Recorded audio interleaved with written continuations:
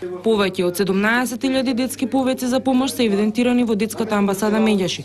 Само оваа година бројот на повици за помош на СОС телефонот е за 30% поголем од минатогодишниот.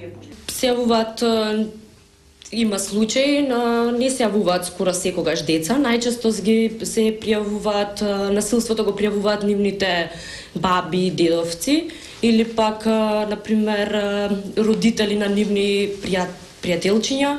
Со намера да ги охрабри децата, родителите, соседите да не молчат за насилството, на кое се сведоци тука да го пријават, Медјаши почнува кампања "Види, слушни, кажи". Медјаши бараат помош од институциите и велат дека децата жртви на насилство најчесто се враќаат дома, каде што претходно и биле тепани.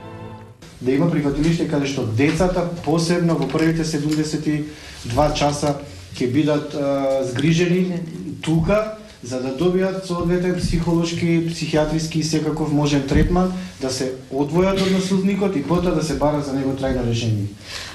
Од Министерството за труд и социјална политика вела дека по службена должност Центарот за социјални работи назначува старател кој ги испитува причините и последиците од насилството.